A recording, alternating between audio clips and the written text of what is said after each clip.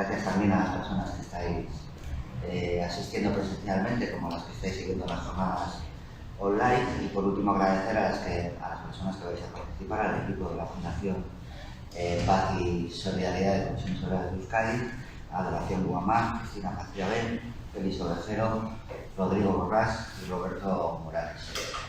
Mi nombre es Santi Martínez, soy secretario de Acción Política y Comunicación de Comisiones Obreras de Euskadi y ahora mismo estoy ostentando la presidencia de la Fundación de Paz y Solidaridad, y el objetivo de esta jornada es conocer qué es eso de la Ley de Diligencia de Derechos Humanos, quiénes son los sujetos obligados a seguirla, de qué tipo de empresas estamos hablando, a qué se circunscribe este término de derechos humanos y sobre todo qué reflejo puede tener en nuestra acción sindical como organización sindical que somos. La verdad es que no sabía muy bien por dónde tirar del hilo para presentar estas jornadas, porque es un tema para mí complejo y algo desconocido, pero seguro que las jornadas sirven precisamente para sacarnos de las muchas dudas que nos generen. El caso es que el otro día, cuando estaba presentando estas mismas jornadas a compañeros y compañeras de la dirección, hablé del término diligencia de vida y un compañero me preguntó, ¿pero con V o con B? Y eso me llevó a reflexionar sobre tres cosas: que tenía que haber invertido los términos, tenía que haber hablado de vida de diligencia y no diligencia de vida para no generar equívocos. Luego pensé que no somos las mejores poniendo nombres. A veces a mí me pasó, Sonia lo sabe, me pasó con el trabajo decente y el trabajo digno. Para mí me parecían los términos que no tenían por qué ser equivalentes, porque la decencia y la dignidad a veces se corresponden y a veces no. Y luego volví al término diligencia de vida con V, me pareció un equívoco hasta oportuno, y es que la diligencia de vida con V no es más que una prueba de vida, y qué mejor prueba de vida que el cumplimiento de los derechos humanos en las cadenas de valor de las empresas. Y ya aterrizando un poco en el tema, en concreto de la Directiva Europea sobre Diligencia de Vida, nos hemos preguntado si es la mejor forma de garantizar el cumplimiento de los derechos humanos en esas cadenas de valor, y Comisiones Obreras ha respondido con un rotundo no, porque ha señalado una serie de carencias. Una, apunto a las que creo que pueden ser importantes, a que luego seguro que Cristina las desarrollará. Distorsión entre la propuesta del Parlamento Europeo y la Comisión. Había dos propuestas, una originaria del Parlamento Europeo que apuntaba mucho más alto que la propuesta finalmente aprobada de Directiva Europea por la Comisión Europea. Es algo así, usando un símil futbolístico, me vais a perdonar, es algo así como comparar el juego bonito del Parlamento Europeo con el catenaccio de la Comisión Europea. Aquí iba a comparar a los dos equipos, a la Leti y a la Real, pero me he dado cuenta de que el juego de visitante, que este año tengo todas las de perder. Otra segunda carencia que señalamos como sindicato: la extensión de su aplicación queda muy limitada, porque no se asegura para todos los niveles de la cadena de valor, y el número de empresas afectadas representa un porcentaje ínfimo, 0,2%, creo que hablábamos en nuestra nota de prensa. Y más teniendo en cuenta que el tejido empresarial, tanto en Euskadi como en España, está muy mayoritariamente compuesto por pymes y micropymes, y como hemos asistido en los últimos años a procesos de internalización de empresas que no siempre responden al cartel clásico de empresa grande. Y la otra gran carencia que se señalaba es que no hay un reconocimiento de la participación de los sindicatos. Sí tenemos derecho a ser informadas e informados y a presentar quejas en representación de las trabajadoras y los trabajadores de esas cadenas de valor. Aquí una nota al margen también con el uso del lenguaje. A mí el término queja para denunciar una vulneración de derechos humanos me queda un poco corto, o al menos no me parece proporcional. Acabo con lo que considero que son ventanas de oportunidad en este panorama que parece tan desfavorable. Una es también la señalamos, es la Ley Española de Diligencia de Vida, que tiene una gran virtualidad en la medida en que se puede mejorar y mucho la Directiva Europea. Otra virtualidad es una pregunta que nos dejaba Roberto Morales el otro día en el encuentro que tuvimos con él, era que si la diligencia de vida puede ser o puede llegar a ser ese camino intermedio o punto intermedio perfecto entre los principios rectores de Naciones Unidas y el tratado vinculante. Es una cuestión que puede salir a lo largo de la jornada. Otra ventana de oportunidad, que yo creo que lo es que el sindicato demanda que la ley de diligencia de vida a nivel estatal sea fruto del diálogo social, y el diálogo social ha demostrado en los últimos tiempos que goza de muy buena salud, que ha protegido a un buen número de trabajadores y trabajadoras en el contexto de la pandemia. Supongo que a lo largo de la legislatura, suponiendo que la legislatura se acerque a su final y que las dos partes del gobierno quieran buscar su eje diferenciador, igual ahí es un contexto que no facilita tanto el diálogo social y esta ley en particular. Luego yo creo que el sindicato, creo que esta es la ventana de oportunidad, es una fábrica de saberes compartidos, hecho de experiencias de muchos delegados y delegadas y afiliados y afiliadas, pero que también se nutre con esa parte de la academia que, además de teorizar, baja al barro de los derechos de los trabajadores. Y yo creo que esa parte de la academia está representada perfectamente en el derecho del trabajo, en personas como Adoración Guamán, como Joaquín Pérez Rey, como Antonio Bayos, que han sido referentes de esta organización sindical, y es una suerte contar con ellas y con ellos. Pues nada, yo acabo aquí. Muchas gracias otra vez. Creo que es un buen momento para aprovechar la jornada, para mejorar, para nutrirnos, para ser más diligentes en eso de poner las vidas en el centro y de proteger los derechos humanos. Yo creo que ahora le toca a Adoración y a Miquel. He sido más corto, pero convenía porque tenemos un poco más de tiempo.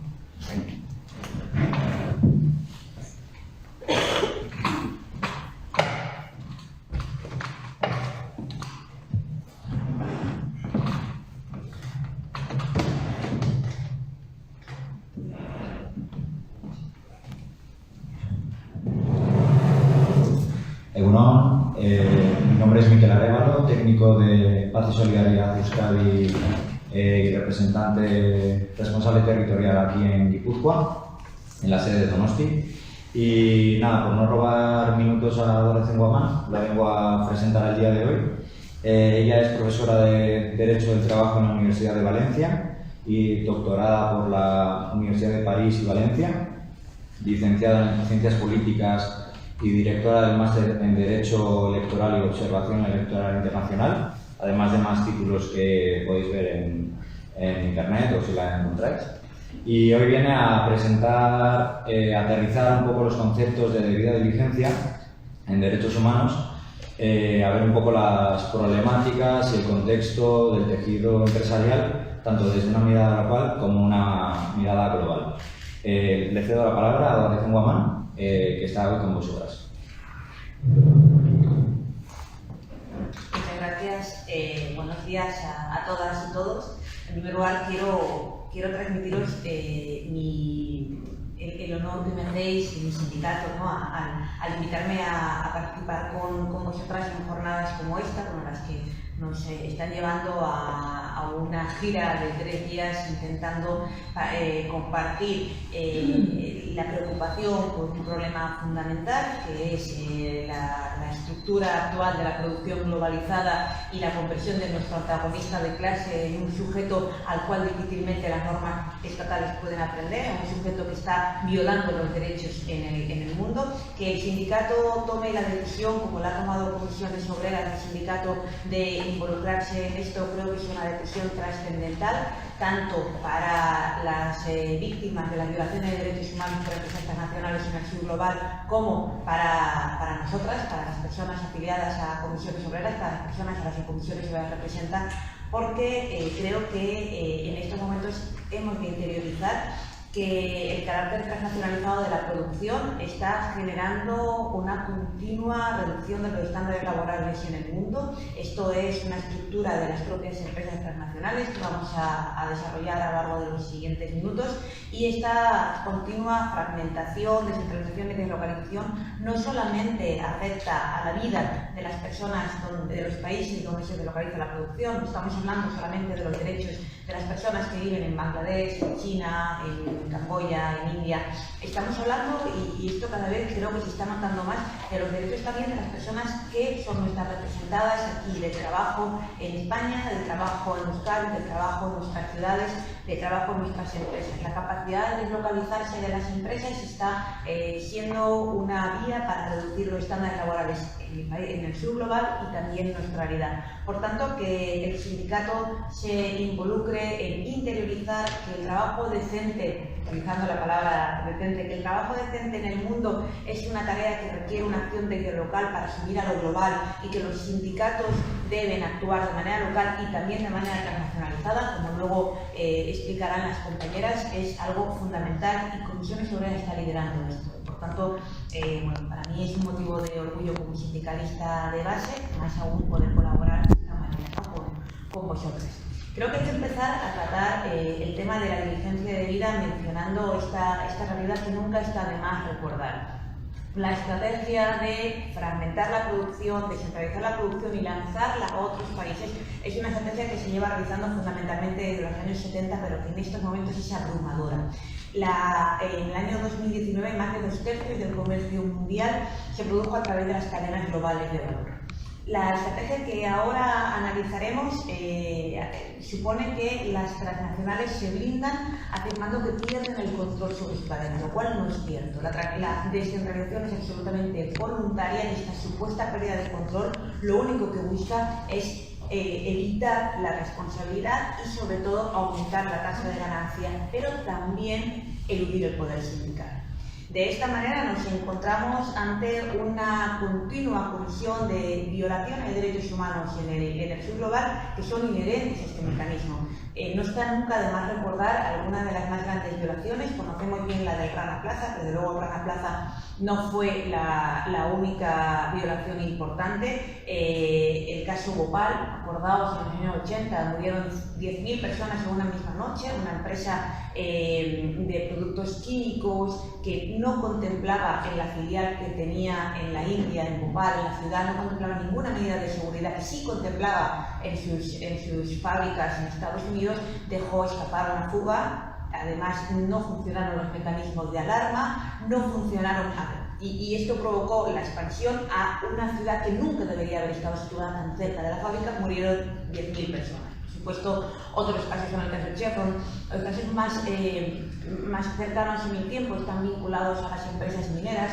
Cuando se rompe una presa y mueren, como en el caso de Brumadinho, 400 personas, no es una ruptura accidental, es algo que era muy previsible que ocurriera, que la matriz en el norte lo sabía, que, bueno, en este caso la matriz también estaba en Brasil, que toda la dirección de la empresa sabía que eso podía ocurrir y no hicieron nada porque la vida vale muy poco para estas transnacionales. Por supuesto, los casos en la industria del textil, de la que luego hablaremos, son uno de los casos más importantes a nivel de derechos laborales, fundamentalmente los que afectan a las mujeres que están trabajando no solamente en condiciones de salud y seguridad muy peligrosas. Por eso, en el caso KIK, por ejemplo, murieron 240 personas quemadas en una fábrica que además acababa de pasar una auditoría. El caso KIK pasó en Pakistán en el año 2013, en la empresa, que era una empresa que fabricaba ropa para una matriz alemana. Ese taller en concreto acababa de pasar una auditoría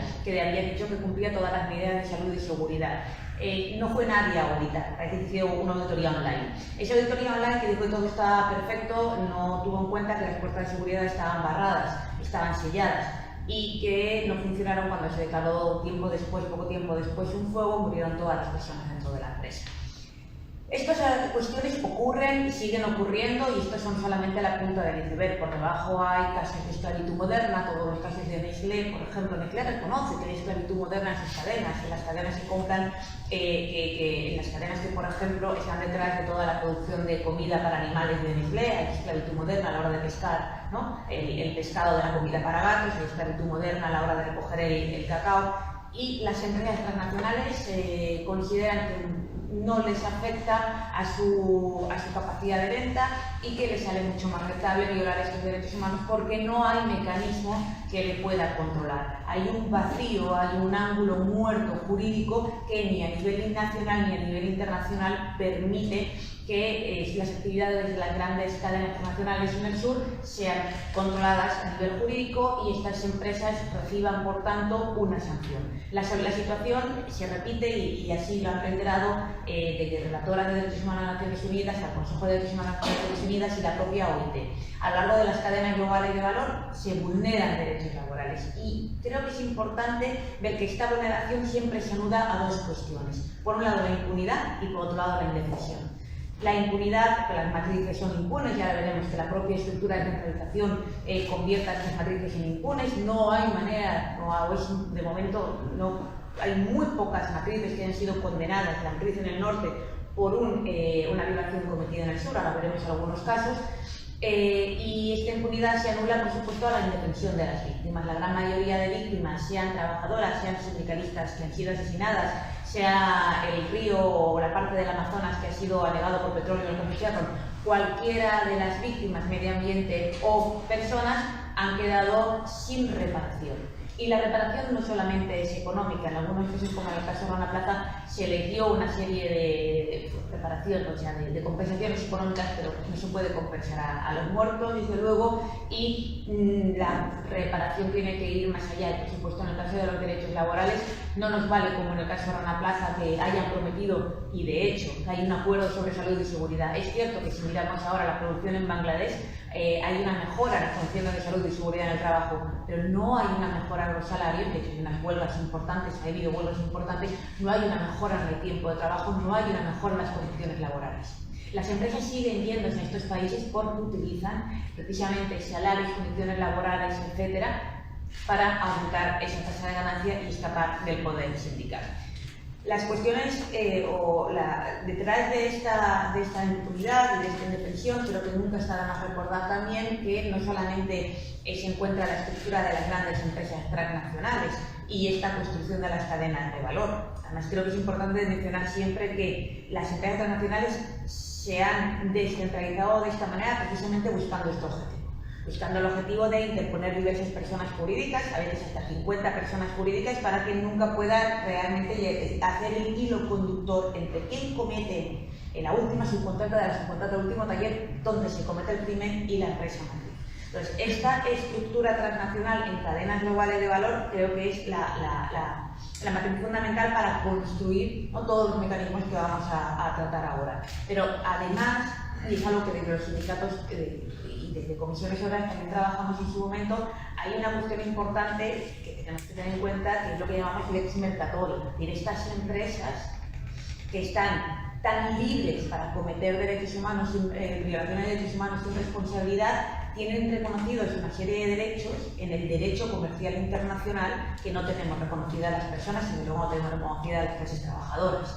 Si recordamos toda la discusión que tuvimos acerca del TTIP, por ejemplo, del Tratado de Comercio e Inversión, vemos claramente cómo el derecho del comercio internacional reconoce prerrogativas y atribuye derechos a las empresas internacionales que les permiten vagar por el mundo con plena libertad, porque el derecho internacional se ha convertido en un valor por sí mismo, bajo la promesa no siempre cumplida, no siempre real y desde luego nunca redistributiva de que van a crear empleo en otros países. Eso no es cierto, pero tenemos un derecho internacional muy fuerte y un derecho internacional de los derechos humanos que es incapaz de garantizar realmente ese respeto de los derechos humanos en el mundo, y mucho menos de los laborales. Si ponemos en la balanza el peso y la capacidad de garantizar un convenio OIT y el peso y la capacidad de garantizar un tratado bilateral de inversión, la disparidad es enorme, hay una asimetría profunda normativa. Cuando un Estado incumple un tratado bilateral de inversión, sabe que le va a caer una multa importantísima y normalmente se preocupa no vaya a ser que el mercado se la prima, etcétera, etcétera.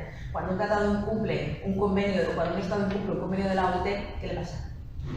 Normalmente le pasa muy poco, o normalmente no le pasa nada. En este sentido es importante saber contra qué estamos jugando, que no solamente es un antagonista con el que muy difícilmente ya podemos llegar a un pacto social, en tanto cuanto está descentralizado o ha traspasado las barreras de nuestra acción sindical habitual, que es el Estado, ya lo encontramos, ¿no? Presente en 50 países, en 78, luego contar un caso de Teleperformance, una empresa francesa, que presente en 78 países. ¿Cómo conseguimos negociar con un antagonista que, aunque tenga la matriz en Francia, está presente en 78 países y solamente marcamos una acción sindical a nivel estatal? Eso está claro, pero es que además esos grandes gigantes tienen todo un entramado normativo que les protege. Mientras que, y ahí está la carencia, ni los marcos normativos internacionales en este momento, ni los marcos normativos estatales juegan a nuestro favor de momento, porque no tenemos instrumentos suficientes para conseguir que las matrices se vean obligadas a controlar su cadena. Ya no estoy hablando ni siquiera del objetivo último, que es conseguir responsabilizar a las matrices. Ya te lo comentaba perfectamente el compañero, hay una lucha a nivel internacional en el ámbito del Consejo de los Derechos Humanos y una lucha por el Binding Treaty, por el Tratado Vinculante de Empresas y Derechos Humanos. Este tratado lo que busca es establecer en el ámbito del derecho internacional de los derechos humanos una responsabilidad de las empresas para obligarlas a cumplir con los derechos humanos en general, por supuesto incluyendo los laborales, y en su caso establecer sanciones o un posible tribunal internacional para juzgar. Esta lucha se mantiene en el ámbito del Consejo de Derechos Humanos de Naciones Unidas, vamos a ir a la sesión de negociación número 8 del tratado, pero es difícil. Y gracias a que comisiones obreras con algunos sindicatos, además con la CSA, uno de los sindicatos latinoamericanos, está peleando, y ahí creo que hay que hacer una mención específica a Cristina Paciarelli y su equipo, están peleando por el Binding Treaty. Si no hubiera sido por el soporte sindical, creo que habríamos tenido muchos problemas en mantener esa campaña por el Binding Treaty. Pero a nivel internacional, no necesito repetir que el contexto geopolítico a nivel internacional es complicado para conseguir que ese tratado dé los frutos queridos, establecer esa responsabilidad, que haya ese vínculo entre quien comete el crimen y la matriz, y que la matriz responda. Siendo esto complicado, desde hace unos años se está promoviendo otra vía para intentar que, si bien no se llega a establecer esta responsabilidad, sí que se integre un mecanismo que obligue a las empresas a tomar el control si se hace bien. Si se hace mal, y es algo que creo que también el compañero ha señalado perfectamente, si se hace mal este nuevo mecanismo, puede convertirse en un mecanismo a favor de las empresas. Estoy hablando efectivamente de la diligencia de vida. La diligencia de vida, que es el nuevo mecanismo de moda, fundamentalmente en el año 2017 y muy particularmente el año pasado, la diligencia de vida se puede definir como un proceso.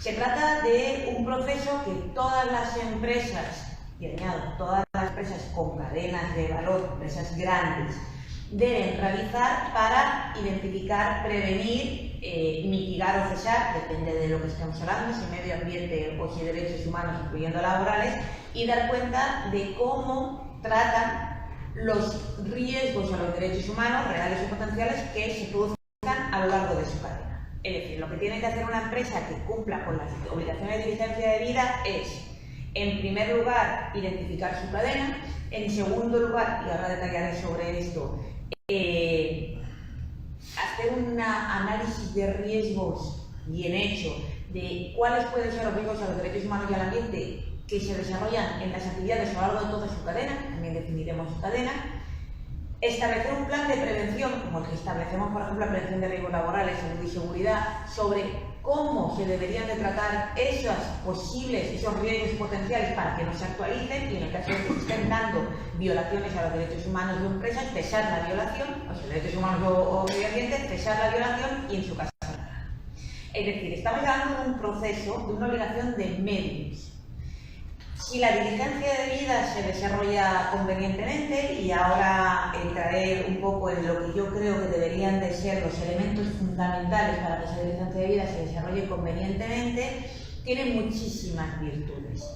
Algunas son evidentes, es decir, se trata de una obligación de medios que se monta sobre otras obligaciones a las que las empresas están acostumbradas y que además debe de incluir a los sindicatos y que además debe ser controlada por el Estado. Entonces, la diligencia de vida puede ser un proceso lento, pero puede ir empujando hacia ese cumplimiento. Luego daré algunos otros datos de por qué creo que es adecuada, pero ojo, que si se hace mal, puede servir como vía para que las empresas exoneren su responsabilidad por los daños que efectivamente cometan. Por lo tanto, es muy importante que si nos sumamos a la propuesta, que si nos convertimos en valedoras de la diligencia de vida, exijamos realmente propuestas y marcos normativos que merezcan la pena luchar por ellos, y no cosas como la que ha propuesto la Comisión Europea, que Comisiones, por supuesto, acertó en su crítica, que parece más una norma de defensa de las empresas que una norma de diligencia de vida. Y a partir de aquí lo que voy a hacer es hacer un poco el recorrido de la historia, de dónde viene este concepto, de cuáles han sido los marcos regulatorios que ya han ido apuntando el contenido de este concepto y de cuáles son las normas ya en vigor a nivel comparado, el momento en la Unión Europea y las 10 propuestas que os quiero comentar de lo que yo creo que sería una norma de diligencia de vida acertada y potente. Yo creo que es por la que deberíamos luchar. En primer lugar, a nivel histórico, yo tuve la misma sensación cuando oí la primera vez la palabra diligencia de vida en derechos humanos, me sorprendió y hasta me enfadó. Pero no, en derechos humanos cumples o no cumples. La diligencia de vida me parecía una milonga y de hecho durante mucho tiempo mi reacción fue eso no lo quiero. ¿Por qué? Porque realmente me parecía una vía intermedia que se hacía para evitar llegar a la vía de una responsabilidad mayor. Y realmente me costó ver las virtudes del instrumento. La diligencia de vida nace en el derecho romano, siempre como obligación de medios, una obligación de comportamiento, y se va permeando las distintas ramas del derecho, pero fundamentalmente donde se desarrolla el tema de la diligencia de vida es en el ámbito de la gestión de riesgos financieros de la empresa. O sea, ¿qué hace una empresa para vigilar si va a tener riesgos en un ámbito financiero o productivo? Un análisis de los riesgos, y este análisis de los riesgos le lleva a tomar una determinada plan de actuación, y este plan de actuación se enmarca dentro de lo que llaman análisis de materialidad o de diligencia. Teniendo las empresas esta costumbre ya establecida, por el año 2008 a un profesor de Derecho Internacional muy vinculado al ámbito de empresas y derechos humanos, John Raby, se le ocurrió trasladar, ya había propuestas anteriores, pero él se le ocurre trasladar la cuestión de la diligencia de vida a lo que son los principios rectores. Los principios rectores de derechos humanos y empresas que se aprueban en el 2011 son unos principios sin valor obligatorio, sin capacidad de influir realmente en el comportamiento empresarial o al menos obligarlos, pero se aprueban en el 2011 y los principios rectores tienen 3 pilares. En primer lugar, afirma la responsabilidad de los estados de proteger los derechos humanos. En segundo lugar, afirma la responsabilidad de las empresas de respetar los derechos humanos y en tercer lugar, hablan de los mecanismos de acceso a la justicia para que las víctimas puedan obtener ese acceso a la justicia y a la reparación. En el segundo pilar, en los mecanismos de responsabilidad de las empresas de respetar los derechos humanos, John Raby introduce la diligencia de vida, diciendo, ojo, las empresas, a efecto de respetar los derechos humanos, deben de realizar procesos internos. Este concepto debe realizar procesos internos medianamente detallados que se enuncia por John Raby en 2011 en los principios rectores, lo retoma la OCDE, y la OCDE, sobre todo en el año 2018, empieza a publicar una serie de guías de actuación. Como sabéis, las guías de actuación para empresas de la OCDE no son obligatorias. Hay algunas empresas que cumplen, que las siguen, que las utilizan para establecer su comportamiento interno. De hecho, lo importante, que ese es el discurso que utilizo en ocasiones cuando hablo con representantes de empresas sobre el tema, siempre pongo en valor que hay empresas que ya cumplen. Hay empresas que cumplen con los procesos de diligencia de vida y entonces están sufriendo la competencia desleal por las empresas que no cumplen. Y esto creo que es un argumento interesante cuando negociemos con las empresas. Si usted cumple y a la larga le van a obligar a cumplir, como cuando negociamos los planes de salud y seguridad del trabajo, se va a situar en una mejor posición competitiva que sus compañeros. Si usted no cumple, pues estará a la cola y luego le va a costar más. Además de las guías de la OCDE, la OIT está tratando la cuestión de la diligencia de vida. Como sabéis, la OIT se está tomando en serio el tema de las cadenas, menos mal. La OIT está entrando en la cuestión de las cadenas. Creo que hay propuestas cada vez más fuertes de la necesidad de un convenio sobre el trabajo decente en las cadenas. Pero esto siempre va lento. Al calor de esto, la OIT sí que está trabajando cada vez más el concepto de diligencia de vida, y la pandemia la ha llevado un poco a ello, puesto que algo importante que siempre es necesario señalar es que durante la pandemia las cadenas de valor globales demostraron una gran debilidad, y esa gran debilidad, por supuesto, la acabaron pagando a las trabajadoras y trabajadores del sur. Como un ejemplo, el sector textil. ¿Qué pasó con el sector textil de Bangladesh durante la pandemia?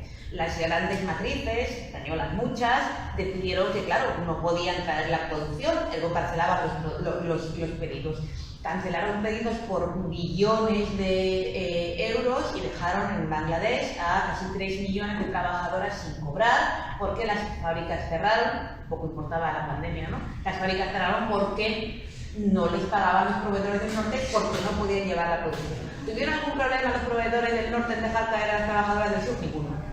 Ninguno. Pero las cadenas se demostraron en gran medida como un sistema débil, que, como sabéis, a nosotras también nos afectó, porque dejamos de poder importar muchísimos bienes que eran necesarios.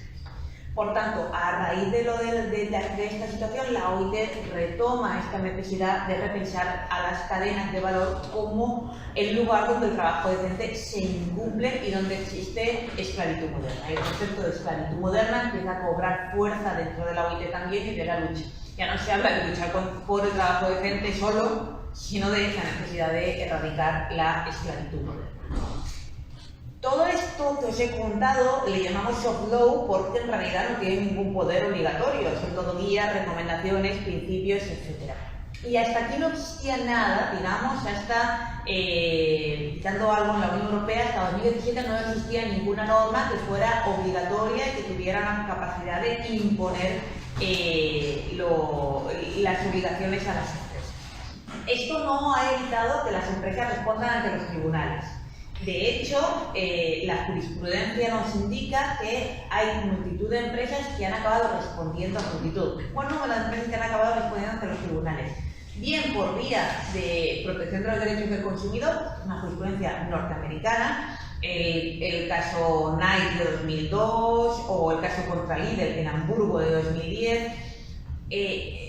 Utilizando normas de protección de los consumidores, asociaciones de consumidores han llevado a las empresas ante los tribunales por publicidad engañosa, porque Lidl, por ejemplo, decía que respetaba los derechos humanos en el mundo y se demostró que no. Esto ha ocurrido. Y sobre todo también es importante saber que en estos momentos está ocurriendo y es posible, es difícil y depende de la voluntad de un juez, pero es posible que una empresa matriz responda en el ámbito europeo por crímenes cometidos en terceros estados. Está el caso Vedanta, que cuando empezó era Europa, que ahora ya no, es el Reino Unido, está el caso Lafarge, está, por tanto, casos por daños civiles, el caso Vedanta, muy rápidamente. Empresa minera, además que me parece un ejemplo magnífico, es una empresa minera, la tercera minera del Reino Unido, con una producción astronómica y que declara como trabajadores propios 19 personas. O sea, con 19 personas que eran contratadas es la tercera minera del Reino Unido, lo cual indica que no tiene una cadena imagínate. Bueno, en un país africano se comete un crimen, que se rompe una presa, se inunda, contaminación, etc. La empresa del Reino Unido dice que no tiene nada que ver con la filial, que además se llama muy parecido en el país africano, y se eleva una queja colectiva de las víctimas en el país africano representadas por organizaciones sociales, por ONGs de distintos países de Europa, y el juez del Reino Unido admite la demanda. Y está todavía esa demanda. ¿Qué dice la empresa? Yo no fui, ese fue mi filial africana, o sea, fue esa empresa africana de la que usted me habla, pero que no tengo ningún conocimiento. Entonces, al final el juez afirma que hay prueba evidente de que ambas empresas actúan juntas y que en realidad el beneficio es común y que por tanto debe responder. Eso también ha pasado en el caso Lafarge, que es un caso sobre Siria, de una cementera francesa, En el caso KIT, ¿no? El caso que comentaba antes de la empresa alemana que se produjo el incendio, etcétera, también se admitió la demanda. Pero claro, en estos casos lo que está pasando es que depende del juez o jueza que vaya a conocer el asunto, que decida aplicar esta perspectiva extraterritorial. ¿Y cuál es la principal dificultad en la que se encuentran los jueces al hacer esto? La principal dificultad es demostrar el vínculo. Porque normalmente la empresa del norte va a decir, esa no está en mi cadena, o yo con esa no quería saber nada, no tengo ninguna relación. Pero claro, ahora cuando detallamos las obligaciones de diligencia debida, la primera obligación que creo que es fundamental es que la empresa matriz publique su cadena. Y si la empresa matriz ha publicado su cadena una declaración oficial en su página web diciendo que la empresa Pepe que está en Bangladesh es parte de su cadena y la empresa Pepe se comete un crimen, evidentemente al menos hay probada una relación comercial a través de la cual podemos estirar hilos para generar responsabilidad en nuestro país. Entonces, por ahí va una de las vías que creo que es importante. Además, la ley francesa demuestra, y ahora os contaré más sobre esto, que la posibilidad de llevar a las empresas ante los tribunales por incumplimiento de los deberes de diligencia está consiguiendo un partenariado o una unión maravillosa entre sindicatos del sur y nosotros, los sindicatos del norte, en particular los franceses. Bien, hasta aquí la historia de cuando la diligencia debida estaba solamente en lo que llamamos soft law, principios, etc. Pero de repente da un salto. Y este salto se produce por dos vías. Por un lado, la Unión Europea en el 2010 ya aprobó un reglamento sobre madera y con un mecanismo de diligencia debida. Luego el reglamento de minerales también tiene mecanismo de diligencia debida para controlar lo que entra en la Unión Europea. ¿Qué defiende la Unión Europea aquí? ¿Derechos humanos? Yo creo que defiende el mercado interior, pero bueno, ahí está, mecanismo de diligencia debida. Y luego, en el año 2017, las ONG francesas, antes de 2017 se aprueba, pero antes, durante 3 años, ONG francesas, sindicatos, academia crítica, etc., empiezan a impulsar una ley de diligencia debida, una ley de debida vigilancia en Francia. En el año 2017 se aprueba. ¿Quién la impulsa? La izquierda, los verdes y el Partido Socialista. Hay una coalición que impulsa y, fundamentalmente, ¿quién la impulsa? Los sindicatos y las organizaciones sociales. Esa ley se aprueba en Francia en 2017. A continuación, Alemania coge carrerilla y acaba aprobando ya muy recientemente en 2021 una ley de diligencia debida. Además, Holanda aprueba en 2019 una ley de diligencia debida sobre trabajo infantil. Noruega aprueba una ley de diligencia debida en el año 2021 también. Mientras hay otras normas solo de transparencia, en Australia, etcétera, que nos interesan menos, las del Common Law nos interesan menos, porque solamente es una obligación de decir lo que está haciendo, no de hacer, y lo que nos interesa son las normas que tienen obligaciones de hacer, no solamente de contar. Y nuestro Ministerio de Derechos Sociales de Agenda 2030 toma por fin la decisión hace unos meses de convocar una consulta pública sobre una ley de derechos humanos en empresas y diligencia debida y, bueno, el secretario de Estado personalmente, Enrique Santiago, se compromete a impulsar esta ley, crea un grupo de expertos y se ponen manos a la obra con consulta y con participación de los agentes sociales, en particular comisiones está en ese grupo de expertos.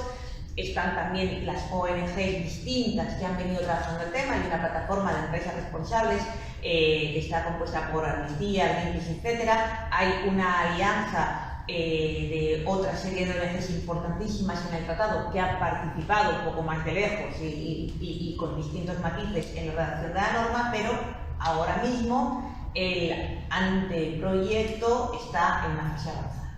Aún queda mucha tramitación, pero está en una fase avanzada. Mientras, en Austria se está negociando, en Luxemburgo, en Finlandia, en Suiza, la mayoría de países de nuestro entorno ya están negociando una norma. Esta negociación a la carrera evidencia dos cosas. La primera, que la diligencia debida es un concepto en expansión, con el que hay que tener cuidado porque las cosas que le gustan a todo el mundo y en particular las cosas a las que la patronal no hace muchos ascos, vamos a ver que si las hacemos bien. Es decir, hay esta posibilidad de que la diligencia debida cambie, ¿no? Y nos cambie el pie y en realidad si se hace mal juegue de parte, pero es una oportunidad. es una oportunidad de hacerlo bien y de conseguir una norma que, si bien no llega a nuestro anhelo, al menos al mío particular, que es responsabilizar directamente a las empresas por los daños causados, sí que nos permita ir haciendo camino. Y además creo que es un momento fundamental porque si los países de nuestro entorno lo están haciendo, nosotras creo que deberíamos situarnos a la vanguardia y, desde luego, convencer a nuestras empresas que no se pueden quedar atrás en esto. Mientras que ha hecho la Unión Europea, correr. ¿Por qué? La Unión Europea presenta desde el año 2020 la voluntad de aprobar una directiva sobre diligencia de vida y derechos humanos. ¿El por qué la Unión Europea se da tanta prisa en hacerlo? Hay varias teorías. La primera es que la Unión Europea quiere convertirse en el estandarte de la defensa de los derechos humanos en el mundo. Eso es lo que dice, pero creo que es importante ver la otra, y es que lo que está viendo la Unión Europea es que se le está fragmentando el mercado. Es decir, que las diferentes normas a nivel estatal están estableciendo diferentes condiciones de actuación de las empresas en los distintos estados, y la Unión Europea quiere poner un freno, y para esto lanza una directiva. Los problemas de la directiva se han señalado ya y las comisiones sobre las acertado, pero creo que hay uno también muy importante, que es que la directiva pueda acabar siendo y actuando como un techo y no solo como un suelo. Es decir, la directiva puede acabar actuando como un plafón, como han actuado otras directivas, la de desplazamiento de los trabajadores, por ejemplo, y limitando la capacidad de las normas estatales para proteger derechos humanos. Y esto es lo que hay que vigilar, y creo que en el ámbito europeo, ayer tuvimos una comparecencia con el Comité Económico y Social de la Unión Europea, en el cual ya estaba debatiendo esto, y los sindicatos también están posicionando para que la directiva europea resuelva múltiples carencias que, en mi humilde opinión, en estos momentos sitúan a la propuesta más como una propuesta para defender a los estados, a las empresas, como una propuesta para defender derechos humanos y ambientales. Teniendo, por tanto, a la Unión Europea corriendo para lanzar una directiva muy contenida, con suerte va a ser contenida, con mala suerte va a ser del lado contrario, y a nuestro ministerio también a la carrera para lanzar una norma que creemos que debe de ser anterior a la directiva, porque hay muchas voces que dicen espera la directiva y cuando se apruebe transpone y ya está. Pero claro, la directiva, tal y como va y con todas las dificultades, puede tardar años. Y las víctimas no pueden esperar, nuestro sistema productivo no puede esperar, los sindicatos no podemos esperar, y en este sentido es mejor hacer camino y no dejarnos quedarnos atrás con respecto a los países de nuestro entorno. Por tanto, vamos a, todo parece indicar que vamos a acabar teniendo una norma previa a la directiva, y en su caso, como ha pasado otras muchas veces, cuando la directiva se apruebe, si es necesario modificar algo, pues ya se verá. ¿Qué debería de contener, creo, en mi opinión, esta norma? Os voy a dar 10 líneas que creo que debería tener una buena norma de diligencia de vida. En primer lugar, en el objetivo de la norma. El título, por ejemplo, la norma española, Derechos Humanos, Empresas y Diligencia de Vida, ya indica la ambición de ir más allá. Entonces, aunque los mecanismos de diligencia de vida tenemos que tener muy claro lo que son y para qué sirven, hay que aprovechar el camino de la norma para introducir otras cosas. ¿Qué otras cosas podemos introducir? Por ejemplo, una mejora en el acceso a la justicia. ¿Cómo se mejora el acceso a la justicia de las víctimas? Ajustando cosas, por ejemplo, asistencia jurídica gratuita, por ejemplo, mejoras en la recepción de los medios de prueba, apertura de la legitimación de las víctimas o capacidad de los sindicatos para representar a víctimas, que no sean directamente sus afiliados. Todas estas cuestiones, que son cuestiones de retoque, pero son muy importantes para permitir que las víctimas tengan acceso a la justicia, podrían incluirse. Otras cuestiones, por ejemplo, relativas a la contratación pública, que no son exactamente diligencia de vida, pero que sí se anudan como sanción al incumplimiento de las obligaciones de diligencia de vida. Si usted no publica el plan de diligencia que vamos a hablar ahora, no va a poder contratar con la administración pública durante 3 años. Eso sí duele. Eso sí que además se puede llevar a una empresa a pensarse si quiere mantener sin publicar el plan o no. Por tanto, ahí hay varias cuestiones, contratación pública, incluso medidas de fomento para pymes, como se ha hecho con prevención de riesgos laborales, ¿no? Cómo apoyar a las pymes a que impulsen, ¿no? su actuación, que ya vemos que las pymes deberían estar exentas de las obligaciones generales, pero están dentro de alguna manera de los planes de las matrices. Entonces, hay cuestiones que, aprovechando la norma de diligencia, creo que deberían de complementarla para un mejor funcionamiento. Entonces, como el objetivo de la norma, tenemos que tener claro que la norma puede introducir más cosas. En segundo lugar, el ámbito de aplicación. El ámbito de aplicación es qué empresas están sujetas por la norma. Aquí hay un debate enorme, y por cierto, dentro de algunos sindicatos tienen otra opinión, porque hay sindicatos y ONGs y hasta empresas que dicen que debería de aplicar la norma a todas las empresas, incluyendo a las pequeñas. No tiene mucho sentido que las empresas pequeñas entren en el ámbito de aplicación de la norma, porque lo que nos preocupa son la comisión de crímenes contra los derechos humanos en el exterior y sobre todo el control de la transnacionalización de una empresa. Que tengamos en cuenta nuestro modelo productivo, si el 98% de las empresas españolas tienen menos de 20 trabajadores, tocar a las pequeñas y medianas no sirve para nada. Yo creo que el límite es la diferencia entre pyme y no pyme, y esto es de 150 trabajadores. Mucha gente contesta, ya, pero es que esto solo afecta al 0,14% de las empresas españolas. Claro, es que las empresas españolas son, en muchos millones de ellas, unipersonales o con menos de 6 trabajadores. Pero en realidad esta delimitación nos afecta a ese 0,14% de empresas que dan empleo al 32% de la mano de obra. Oiga, estamos acertando, sobre todo me preocupa, creo que es importante no jugar contra las pymes, nunca. Y tener en cuenta además que cuando tú obligas a una matriz a adoptar obligaciones de diligencia debida, estas obligaciones de diligencia debida, la matriz las va a bajar y le va a decir a sus proveedores: tenéis que cumplir con estos requisitos, y si no, no contrato. Y los proveedores son pymes, es que ya vamos a ver, ¿no?, una cascada hacia abajo, y para eso creo que deberíamos de actuar con medidas de fomento. Por tanto, mi opinión es empresas grandes. ¿Qué hacen las normas de nuestro entorno? La ley francesa, ojo, que la ley francesa se aplica a las empresas que contraten al menos 5.000 trabajadores, entre ellas las subsidiarias directas o indirectas con domicilio social en Francia, o 10.000 trabajadores entre la principal y las filiales. Es decir, tiene límites altos, pero incluye filiales. La ley alemana se aplica a las empresas que den lugar a empleo a 3.000 personas, aunque pretende bajar el número a 1.000. La directiva es un horror. La directiva se aplica a las empresas que den empleo a 500, pero que además tengan una serie de umbrales económicos altísimos, y claro, la directiva se aplica a las muy grandes. Muy grandes. Luego hace unos matices, pero la directiva establece un ámbito de aplicación subjetivo complejísimo y al final se limita a muy pocas empresas. Por tanto, creo que hay que buscar un término medio entre los umbrales de las leyes comparadas. No somos Francia y Alemania en cuanto a modelo productivo, nuestras empresas son mucho más pequeñas, y desde luego no ponernos en el ámbito de la directiva, que es extremadamente limitado.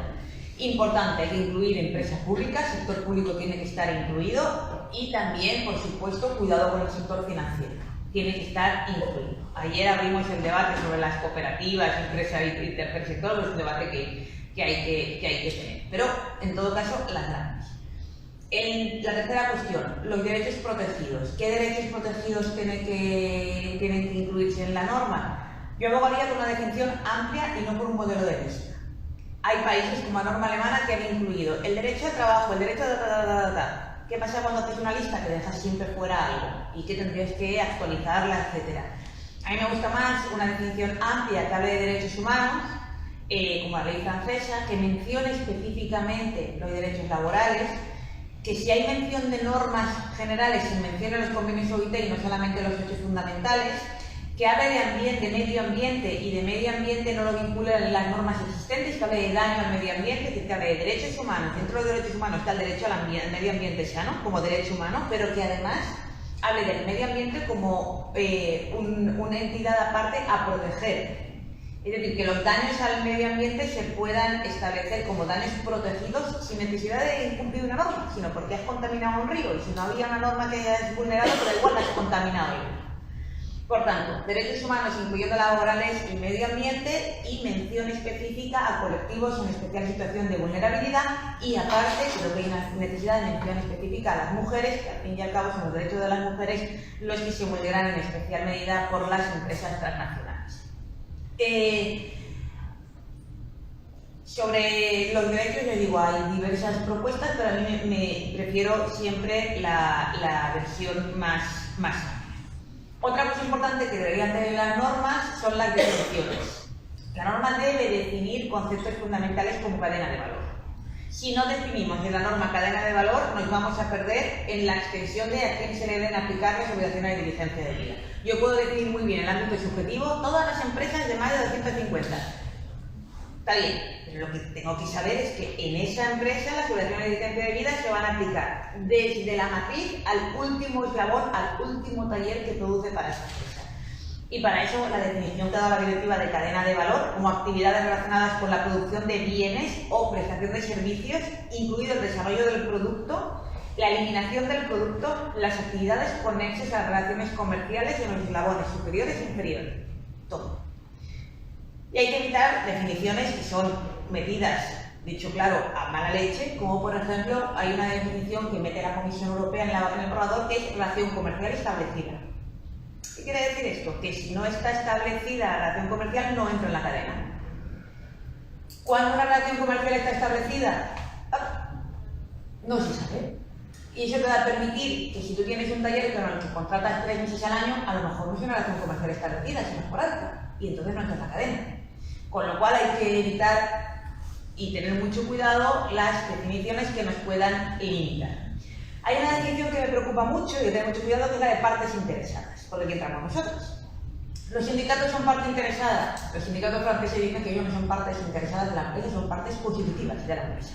Pero bueno, cuestiones aparte, porque tienen más importancia que cualquier parte interesada. Me parece súper bonito, ¿no? Cuando los sindicatos franceses ponen, y no me tengas como parte interesada, yo no estoy interesada, yo soy parte de esto.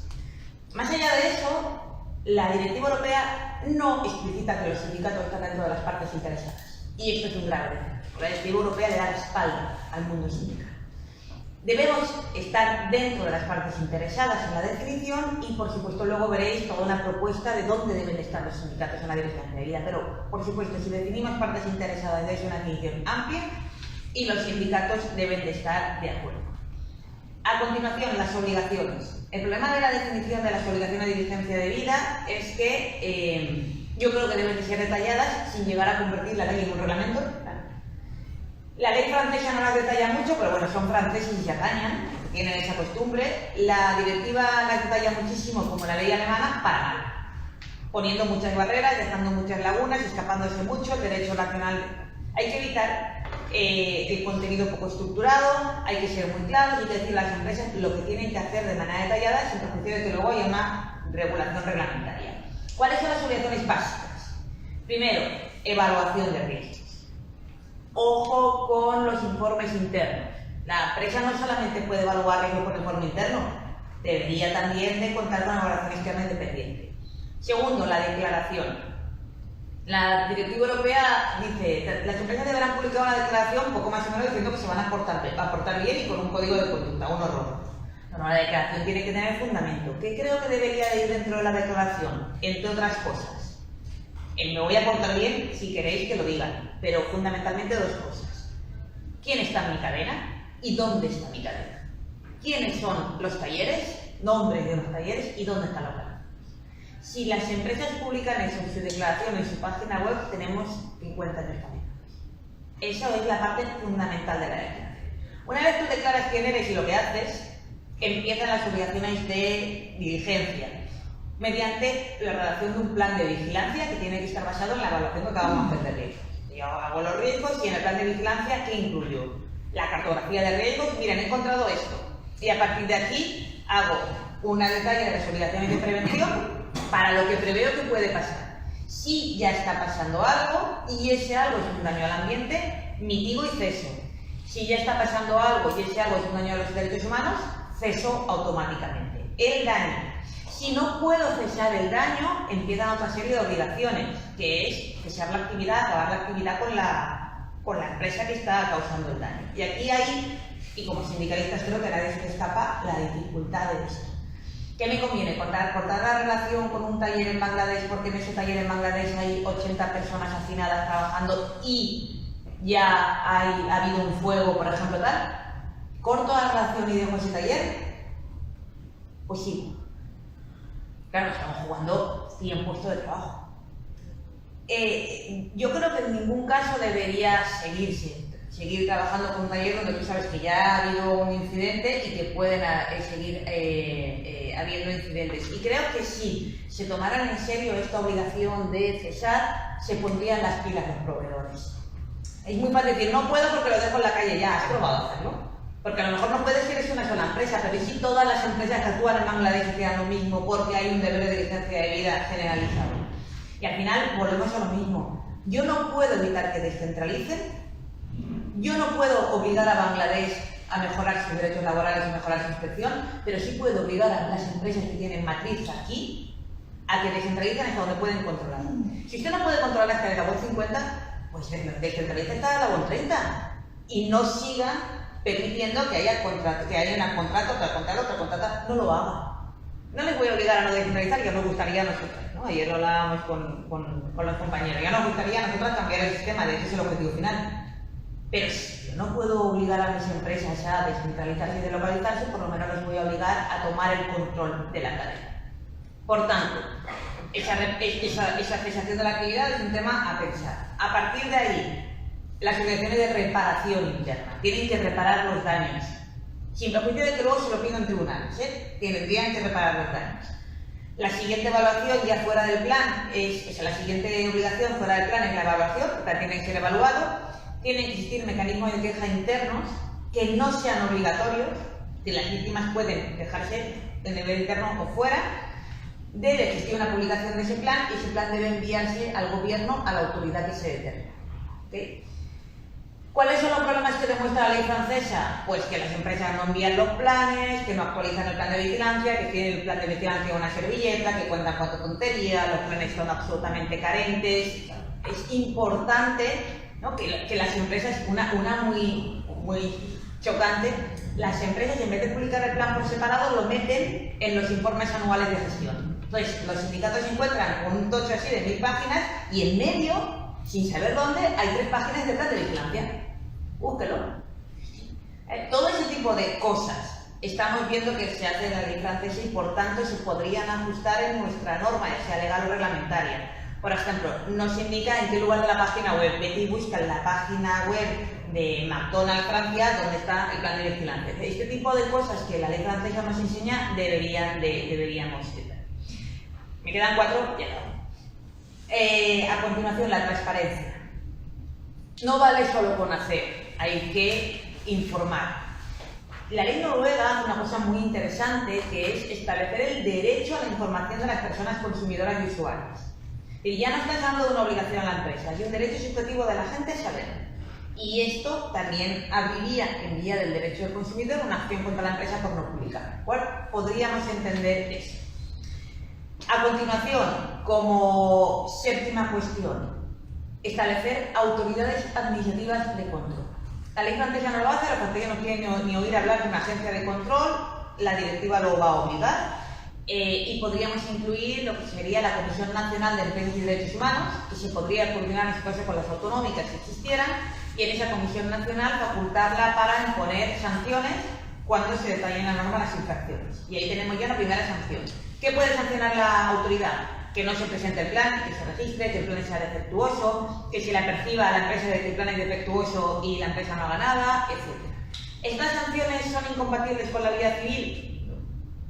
Hay una vía civil independiente de la administrativa y coordinada con ella que permite demandar a la empresa por los daños cometidos incumpliendo las medidas de diligencia de vida. Y ahí la octava cuestión, la responsabilidad civil. Si se comete un daño, ¿la empresa es responsable? Sí. ¿Cuál es el vínculo con la diligencia de vida? Ese es el kit de la cuestión. La directiva dice, si la empresa consigue demostrar que ha hecho todo bien, se exonera de la responsabilidad civil por los daños cometidos. Claro, ahí se abre la puerta a que la empresa diga que ha puesto toda su capacidad para cumplir con las condiciones de diligencia de vida, no ha sido capaz y por tanto se han muerto 5 personas, pues mire usted qué pena, pero yo de verdad hice un plan. Esto no puede ser. La ley alemana no anuda responsabilidad civil al incumplimiento de la diligencia de vida. Yo creo que debería de tener una responsabilidad civil. Si usted, como la ley francesa lo que dice es, Si usted no cumple con las obligaciones de diligencia de vida y se actualiza el daño, usted es responsable por ese daño. Entonces, tendríamos que ir por ahí, por una responsabilidad civil y desde luego no exonerar automáticamente que la empresa no puede decir, sí cumplo, ya no tengo responsabilidad. Y la novena cuestión, y creo que la más importante, es la participación de la sociedad civil y de los sindicatos en los mecanismos de diligencia de vida. La experiencia francesa nos demuestra que cuando participan los sindicatos, los mecanismos funcionan. Que los sindicatos deben de participar en la evaluación de riesgos, porque conocen la realidad de la empresa y pueden señalar dónde están los riesgos. Que los sindicatos deben participar en todo lo que son los mecanismos de alerta interna que se pueden integrar y tener un canal de comunicación directo para alertar de la actualización de estos riesgos. Que en la evaluación deben de participar los sindicatos. Yo creo que hay que estructurar, como hace la ley alemana, que la ley alemana modifica la norma laboral, dentro de nuestros derechos de información y consulta en el Estatuto de los Trabajadores deberíamos modificarlo para introducir dentro del Estatuto de los Trabajadores la obligación de información y consulta. Pero no solamente eso, sino también la obligación de que los sindicatos presentes en la empresa, estamos hablando de las matrices donde se hace el plan, o en su caso el comité de empresa, tengan participación directa en la redacción del plan. Y, por supuesto, tengan participación directa en la evaluación del plan. Y luego hay que estructurar cuál es la relación de los sindicatos de la matriz con los sindicatos de terceros países, que pueden acudir a los de la matriz para alertar de los riesgos, etc. Esto da lugar a la creación de una red sindical, que es la que está permitiendo que en el ámbito francés se haya demandado a McDonald's por el cumplimiento de la ley de vigilancia, porque McDonald's presenta un plan donde no están todos los riesgos. ¿Cómo sabe el sindicato francés que el plan de vigilancia de McDonald's no contiene todos los riesgos de la cadena? Porque los sindicatos brasileños le han dicho al sindicato francés que la carne de distintos productos que McDonald's importa de Brasil para sus tiendas francesas están siendo producidos con incumplimiento de los derechos laborales. Ese partenariado es lo que está siendo súper exitoso y está detrás de la aplicación de la ley francesa. La directiva europea, la propuesta de la Comisión, me saber por qué, elimina los sindicatos del mapa. La propuesta del Parlamento anterior estaba bien hecha, pasable, ¿no? Estábamos presentes los sindicatos y realmente la experiencia de la ley francesa y la redacción de la ley alemana demuestran que hay una clave fundamental para el éxito, que es la presencia sindical y, por supuesto, de las organizaciones sociales, pero nosotros estamos dentro de la empresa. Además, hay un tema importantísimo que son los acuerdos marco globales o internacionales. Ya hay acuerdos marco globales internacionales de sociedades francesas, entidades francesas, que incluyen dentro de las obligaciones que acuerdan las partes en el acuerdo marco la obligación de diligencia de vida. Y al revés, una ley de diligencia de vida podría incluir dentro del plan que si existen acuerdos marco firmados por la empresa, de las obligaciones de diligencia de vida incluyen las de los acuerdos marco. Y así damos un paso adelante también, creo que es histórico, porque estamos dando carta de naturaleza jurídica a los acuerdos marco que en este momento no la tienen. Y es algo que nos preocupa a todas. Y acabo con otras cuestiones fundamentales que debería tener la norma. Por ejemplo, el tratamiento específico del cambio climático, que la directiva lo toca así de refilón y mal tocado. Un tratamiento por ejemplo, específico para empresas que actúan en territorios en conflicto, cómo deberíamos tratar a esas empresas, todo lo que hemos dicho de contratación pública, por supuesto, cuestiones dirigidas a los derechos de las mujeres otros grupos en situación de vulnerabilidad, pueblos indígenas. Bien. Con todo esto podríamos conseguir esa norma de diligencia de vida, que no se quede solamente en un proceso que en su caso la empresa puede cumplir con un checklist, lo hecho, sino que sea realmente una vía para que las empresas se tomen en serio. Creo que hay empresas que ya lo hacen, creo que tenemos que jugar con esa baza y creo que además puede ser una vía para que las sindicalistas, ¿no? Los sindicatos, demos ese paso adelante en la defensa del trabajo decente. A ver, aquí.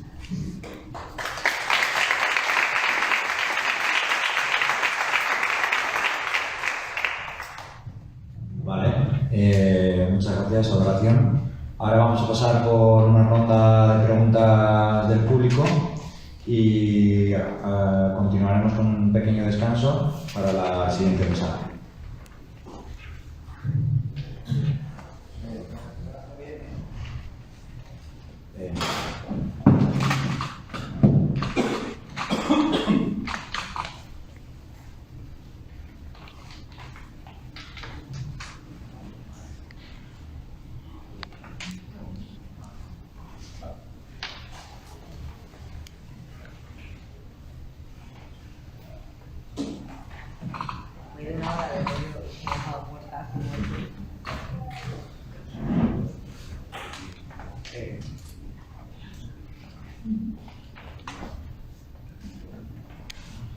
Bien.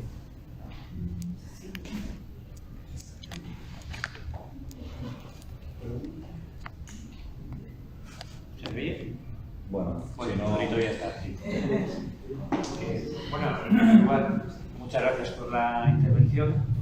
Yo creo que has hecho una panorámica bastante buena de lo que es la debida diligencia y luego de cómo incluir eso en lo práctico, en un nivel mucho más práctico, desde el desarrollo de las normas a otras cosas. Yo sí que casi te pediría que nos des argumentario, porque una de las cosas que me parece más interesante de lo que comentabas, pero que hemos tenido experiencias en el pasado con algún problema, es el tema de la inclusión en los pliegos de contratación con las administraciones públicas de este tipo de cuestiones, ¿no? Y en el pasado hemos tenido problemas cuando se pedía el cumplimiento de alguna... Cuando se pedía el cumplimiento o incorporar dentro de los pliegos algún tipo de cuestión parecida a esta, porque nos decían que afectaba a la ley de competencia. Lo cual a mí me parece una excusa, pero es verdad que desde ahí las propias administraciones públicas ya te ponían la traba, ¿no? Si no argumentas bien, parece que la primera traba te la van a poner las administraciones públicas y no las empresas contratantes. Luego también me parecía muy interesante lo que comentabas de no, al menos en el discurso, no parecer que estamos actuando contra las pymes, porque siempre vivimos en ese país de pandereta donde son las empresas grandes las que te hacen el discurso de que es que así atacamos a las pymes. Y es como, no, que esto no tiene que ver con eso, tiene que ver con tus prácticas, no con las pymes, que ya sabemos lo que ocurre con ellos, ¿no? Y luego, en tercer lugar, lo que tenía más apuntado para preguntarte, de hecho, era la articulación entre los acuerdos marco y lo que puede haber de diligencia de vida, porque el sindicato tiene alguna experiencia bastante positiva en lo que tiene que ver con acuerdos marco y capacidad, de hecho, para obligar a mayor control por parte de la empresa principal sobre las cadenas de contratación, ¿no? Están Cristina y Félix, pero teníamos algún ejemplo en empresas textiles, en talleres en Marruecos, donde la acción de comisiones obreras consiguió que hubiera presencia sindical local en esos talleres donde no la había antes.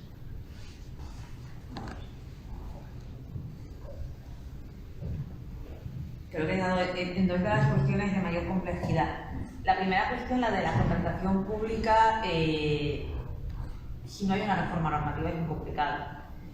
Creo que todas las que hemos intentado introducir en pliegos alguna cláusula social vinculada con el trabajo, ¿no? La prohibición de despedir o límites a la contratación temporal, etcétera, nos hemos visto confrontadas y que nos han dicho, no es que la jurisprudencia no lo permite, no es que mira hay una jurisprudencia administrativa que dice que tal, no es que la norma no, el derecho a la competencia. En este caso, la propuesta sería modificar en la ley de diligencia debida la ley de contratación de contratos del sector público. Y en este sentido, al modificar la ley de contratos del sector público, introducir tanto las prohibiciones de contratar, que serían las cuestiones fundamentales, como la posibilidad de incluir dentro de lo que es el 101 creo que es las obligaciones en materia medioambiental, ¿no? Es decir, que los órganos de contratación podrán tomar en cuenta también las obligaciones de diligencia debida en las distintas, ¿no?, fases de la contratación. Hay que ir por ahí, hay que ajustar mucho la técnica y de hecho hay grupos hay ONG, sobre todo en el ámbito catalán, hay una ONG, Nova, y hay otras compañeras muy listas que están dedicándose a eso, que trabajan ya contratación pública sostenible, inclusión de cláusulas sociales. Está a punto de publicarse un estudio muy interesante en el ámbito catalán por el Observatorio DESC sobre contratación pública de derechos humanos. Ellos de verdad han avanzado mucho en los últimos años en el ámbito del Ayuntamiento de Barcelona y creo que es la guía que hay que seguir, porque evidentemente están hablando de cláusulas sociales, le metemos diligencia de vida al lado. Entonces esa es la vía. Coincido contigo, es complicadísimo. Es complicadísimo ahora mismo conseguir que te acepten ese tipo de cláusulas y por eso hay que ir por la vía directa a una modificación normativa. La directiva no dice nada, no se han atrevido a decir nada, pero nosotros, yo sin ser experta en la materia, sin ser experta en una materia muy complicada, lo veo perfectamente viable, porque realmente es una decisión política, porque igualdad en medio ambiente sí y social no. Si en realidad la competencia la toca es igual, estableciendo las cuotas de género que estableciendo la cuota de temporalidad. Bueno, ahora que ya no vamos a tener contratos temporales, ya que eso fue el resultado de la reforma laboral que hemos impulsado, pues está, pero ¿por qué no? Entonces, por ahí viene la reforma. Yo introduciría una reforma potente de la ley de contratación pública, la ley de contratos públicos. Y luego el tema de los AMI. Hablé con Víctor de este tema y con toda la gente que desde el sindicato está impulsando de manera súper exitosa los acuerdos marco. Creo que Comisiones Obreras es el referente en este impulso. Y hemos visto por la experiencia francesa que, estoy buscando cuál sería la propuesta, hemos visto por la experiencia francesa, a ver, un momento.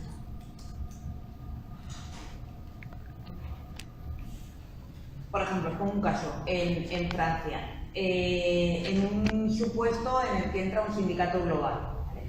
El sindicato global y diversas ONG francesas le piden a una empresa, creo que es el caso Yves Rocher, que presente un plan de vigilancia con motor. Entonces, esta es una petición interna, todavía no van ante los tribunales, porque los sindicatos turcos se han informado que se están incumpliendo las obligaciones en Turquía referidas a derechos laborales.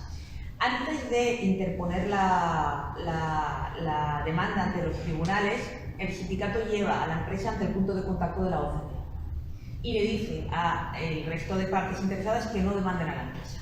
¿Qué le pide en el punto de contacto? Que firme un AMI. Y si no me firma ese AMI, que demande por el cumplimiento del plan de debida diligencia. ¿Qué tiene que ver dentro del AMI? Como haya dentro de algunos AMIs, la obligación de cumplir con la debida diligencia. A mí me gusta más al revés, pues eso ocurre perfecto, pero que ya dentro del contenido del plan de vigilancia se incluya el que si la empresa ha firmado un acuerdo marco con un sindicato global, el contenido de ese acuerdo marco sea parte obligatoria del cumplimiento de las obligaciones de diligencia. Si se incumple el acuerdo marco, al menos tendremos la vía de la sanción administrativa y la jurisdicción civil si hay daños por el incumplimiento del acuerdo. Entonces ahí creo que hemos dado, y no quiero decir muy alto, pero creo que hemos dado con el encuadre jurídico que nos faltaba para los AMIs, con toda la dificultad que conocemos y cuando se incumple una AMI, ¿qué hacemos? No hay marco jurídico, pero si lo metemos aquí, al menos de manera indirecta, tendremos una norma que aplicar para poder exigir el cumplimiento. Entonces eso es lo que, vamos, ha sido una apuesta, ¿no? del grupo de Cristina Pérez y como muy personal, y si sale, seremos referente mundial, si lo conseguimos.